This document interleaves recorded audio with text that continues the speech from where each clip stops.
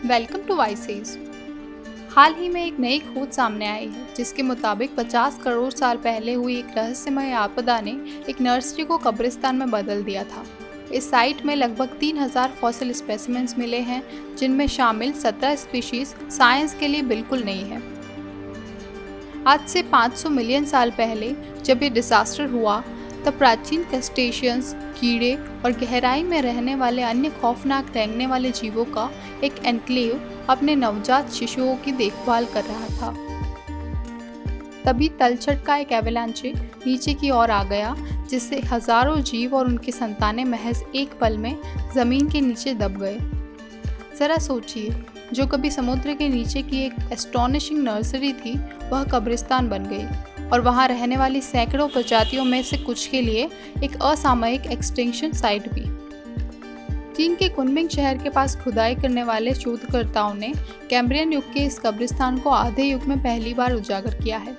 इससे अब तक के सबसे पुराने और सबसे विविध फॉसिल ट्रोव्स में से एक का खुलासा हुआ है और ये कैम्ब्रियन एरा के शेनजियांग बायोटा पर भी ध्यान खींचता है। इस साइट का नाम हैयान लेगरस्टेट है। यह एक जर्मन शब्द है जिसका अर्थ है स्टोरेज प्लेस, यानी भंडारण स्थान।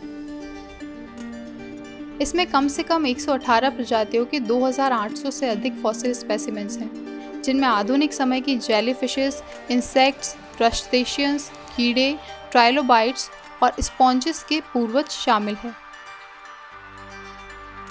नेचर इकोलॉजी एंड एवोल्यूशन में 28 जून को पब्लिश हुई एक नई स्टडी के अकॉर्डिंग इनमें से 17 स्पीशीज साइंस के लिए बिल्कुल नई है।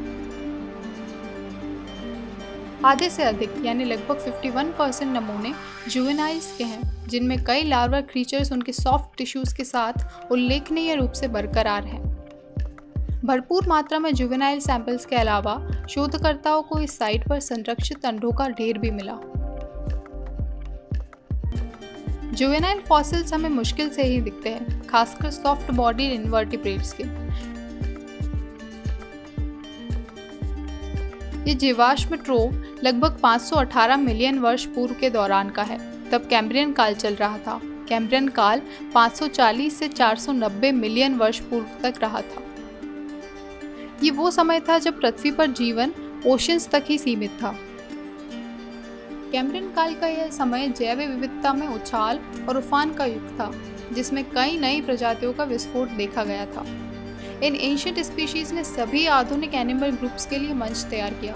इस एरा में कई डिवास्टेटिंग एक्सटिंक्शन इवेंट्स भी हुए। शोधकर्ताओं के अनुसार हैयान लेगरस्टेट कैम्ब्रियन के उछाल और हलचल की कहानी का एक माइक्रोकॉस्म हो सकता है। इस संपन्न समुद्री कॉलोनी में कई डाइवर्स एनिमल ग्रुप्स को आकर्षित करने के लिए सही चीजें थी, जिसने उन्हें वहां बसने और अपने बच्चों को अपैरेंट पीस में पालने के लिए आमंत्रित किया।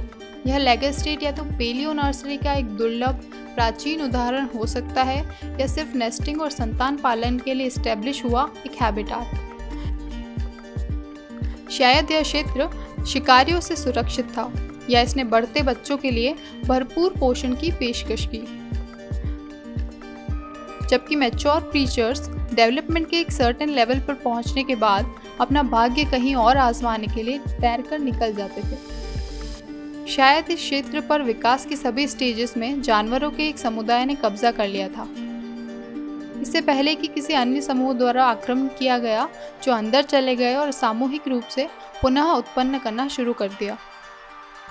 खैर, जो भी हुआ हो, जब कैटास्ट्रॉफ हुआ तब लेगरस्टेट में जीवन स्पष्ट रूप से फल फूल रहा था। यह स्पष्ट नहीं है कि वास्तव में इस साइट पर बड़े पैमाने पर मौत का कारण क्या था। शायद एक तूफान जिससे समुद्र में सेडिमेंट बढ़ गया, या फिर ऑक्सीजन की अवेलेबिलिटी में अचानक गिरावट आ गई। लेकिन जो कुछ भी था, इस डिजास्टर ने एरिया के इनहैबिटेंट्स को एक्सेप्शनली वेल प्रिजर्व्ड रखा। साइट ने डिटेल्स को 3D आइस की तरह संरक्षित किया। इनमें से कुछ नमूने बहुत अच्छे आकार में हैं। इनफैक्ट उनमें दिखने वाली संरचनाएं ऐसी है जिन्हें शोधकर्ताओं ने पहले कभी नहीं देखा है, खासकर ऐसे अर्ली डिपॉजिट्स में।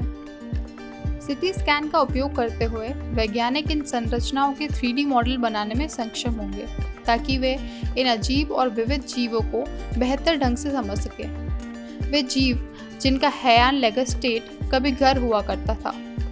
सेम एनिमल ग्रुप्स के कई लार्वर और पार्शियली डेवलप्ड स्पेसिमेंट्स यहाँ प्रिजर्व्ड है। यह साइट हमें एनिमल डेवलपमेंट की एक कहानी बताएगी, वो भी इनक्रेडिबल डिटेल में।